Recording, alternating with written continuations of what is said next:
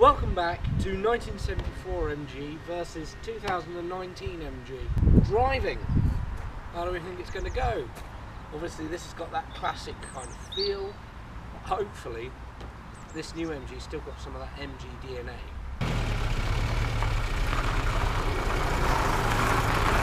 Well, the first thing that strikes you about the MG Midget when you go and drive it is obviously there isn't a roof.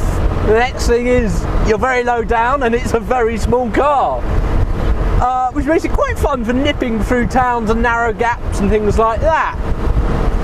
Then you meet the control weights and you really understand why people are so passionate about sports cars from this era. The steering isn't assisted, it's never heavy, it's not assisted, so you get so much feel from the front. It's lovely. The clutch is also very nicely judged. The brakes, no assistance there either. They're alright, really, for a car of this age. You've just got to be strong to push the pedal. Yeah, when you get there out in the open road, you notice that the gearing is a bit short. I mean, I will do 60 miles an hour in a sec. Here we go, that's 60 in top gear. Not refined. This would be a fantastic car if it had overdrive.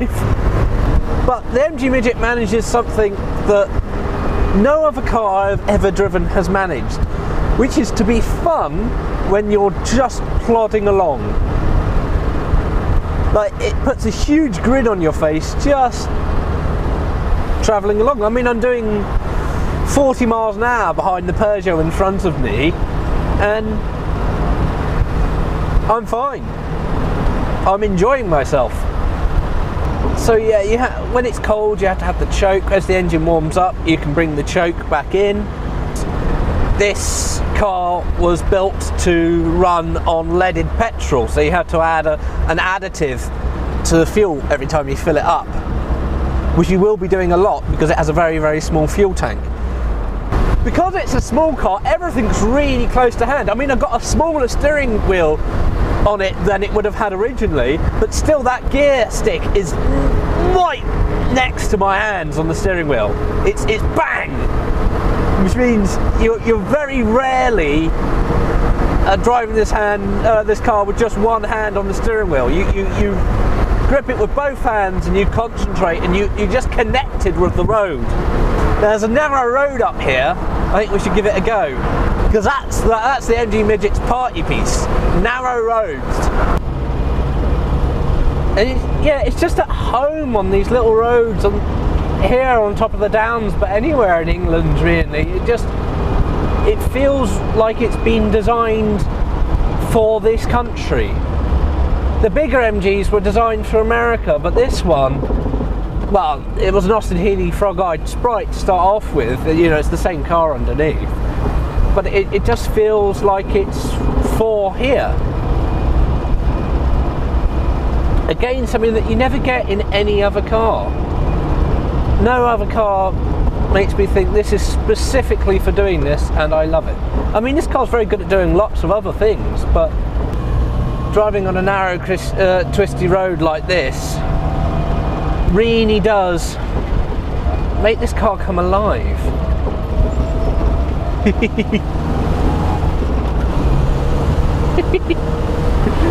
I don't care that all of its flaws are forgiven as soon as you get to drive it.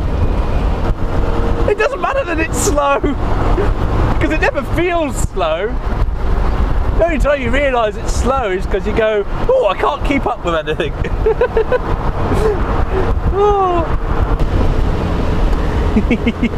This gearbox is so nice, because it's sort of, it's not heavy. It's probably about the same weight as it is in that MG3. It's just really engaging. It's solid in place when you get it into a gear. Should we talk about comfort? So it rides quite comfortably, but you also sort of got to make sure that the window winder is in the right place so that it doesn't dig into your leg while you're driving along. That's sort of not something that you get in a modern car. There is no support in the seats whatsoever. So if you go around a corner quickly in one of these, you are falling off the seat. That's guaranteed. And you can go around a corner quickly in one of these. There's loads of padding in those seats though, so they are fantastically comfortable. Like I said, the springs on the car are quite soft, so that it's got a comfortable ride. The steering generally is very nice and very tactile, but if you hit a large bump that you get on roads these days, it does pull. So if you've got your thumbs tucked in, which you really shouldn't do, it can occasionally hurt if you haven't managed to avoid the bump in time. That door mirror shakes uncontrollably. That door mirror is not really showing me anything. I added that one on, and I probably shouldn't have really. But you never use that door mirror, you just look over your shoulder. And you know where every single corner is on this car, so parking it is a doddle. Driving it through tiny gaps is a doddle. It's really lovely, really.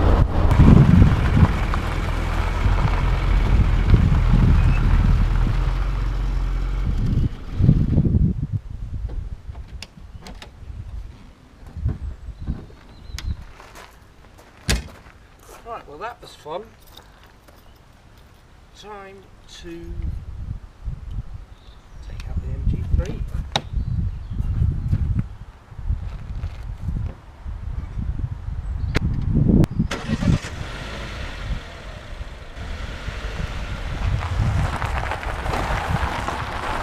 The brakes, you start with that.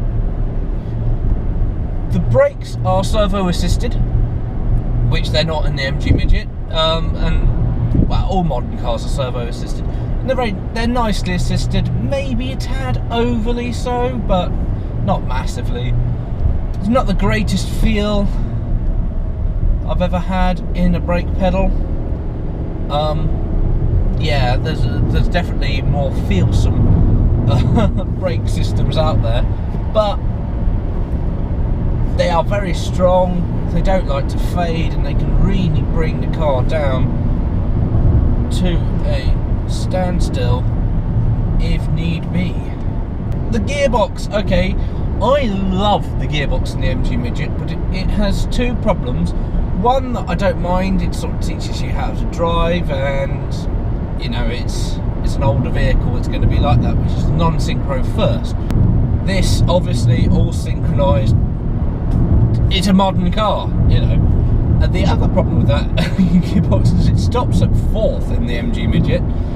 This car's got 5th gear, and okay, 6 gears would be nice, but actually 5th is quite tall, and you can sit at 70 without it fussing. So yeah, the clutch is very, very nice in this car, and it's very easy to find the biting point and control it, and I really like the clutch pedal. The gears, well, they're just...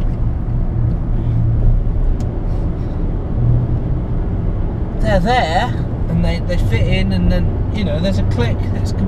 It informs you of everything you're doing, but it's not satisfying. The other thing that's obviously bad in the MG Midget is noise. Well, I'm doing 55 miles an hour and nice and refined and quiet. It's very grippy. The MG Midget is not grippy, which I think is a good thing for what that car is. Sports car with excellent handling and setup, and I think on this car it's a good thing that it grips. It's a car that you've got to use every day. The handling wise, on the MG Midget, it's lots of fun, and it understeers when you're not giving it a throttle input. It understeers, so therefore you're going around the corner, you're feeling it understeer. You're on throttle, but only a tad. And you go around the corner and you add a little bit more, a little bit more, a little bit more, and it starts to bring the back out. to match the fronts. You know, you can oversteer it, but I like matching them up. This, obviously it understeers, but loads of grip, so you're going very fast when it understeers. You drive through a corner on throttle in this car, like you should in front-wheel drive cars. So therefore you go, oh, I'm just starting to understeer, I'll come off the throttle slowly, and that normally brings back the grip. The MG Midget's small, so on these small roads it's actually quite nice. There's always space for you, whereas in this great big lump of a car, there isn't. And it's a small car by modern standards, and that's one of the huge things about driving an old car, 1974, versus driving a new car, is the size of the thing. Fortunately for driving dynamics, it has hydraulic power steering, not the electric power steering that you get on pretty much every other modern car. The advantage of this is you get excellent front end feel. The MG Midget has no power steering, which is one above having hydraulic power steering for feel. The MG Midget, yeah, for some people might be difficult to live with engine wise, because you've got to know how to operate a choke, and it's carved, so it might come unbalanced and all of those things. And you know, there are often problems with SU carburetors. The advantage is you get an excellent sound. It's actually, when set up correctly, very responsive engine. It loves to rev, but you know, there are a few things that might make it not easy to live with. That engine only makes, I want to say 60 horsepower, but realistically probably in the mid 50s. It moves it along with what would be fast when it was designed, but these days quite a slow car, to be honest. 0 to 60 in probably 11.5 seconds ish. This car has a 1.5 litre engine, making about 109 horsepower, somewhere around that. Yeah, it's not performance these days at all. It's not 16, 10 point something, I don't know, 10.5 seconds. Look, you can have your fun with it, but it's a tad too slow for how good the chassis is. But the engine is very responsive, which is moderately surprising for a modern car.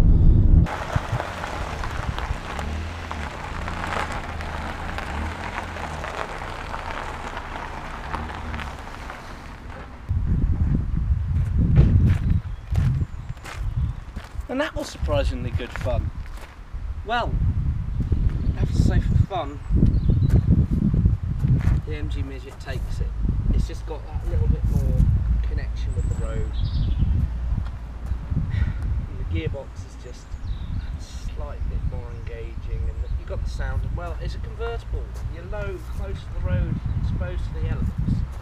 So fun it has to take it. But the MG3 is considerably more fun than its rivals. Definitely carries over characteristics from MGs of old, such as good steering feel and good chassis setup, and it is surprisingly good fun. Let down only really by that engine that lacks a little bit of punch that you want in a more enclosed, more modern vehicle. The MG Midget is surprisingly easy, but it suffers from less than brilliant brakes and non-synchro in first gear. The MG3 is really easy to drive, more so than quite a few modern cars that I've driven really. It's very difficult to stall, got it really low first gear and an easy to use clutch. I think the MG3 has to be the easier car to drive, even though it doesn't quite have the same level of visibility as this car. Over these three sort of joking but also slightly serious challenges, have proven that the MG is fantastic fun, and the MG Midget, of course, fantastic fun, great classic car, but the MG3 does actually carry over some characteristics. It's not just a bit of badge engineering. It actually is a little bit of a continuation of the brand. And when they got a bit more of a budget and go a little bit more up market, I'm sure they will make some excellent sports cars, at least hot hatches.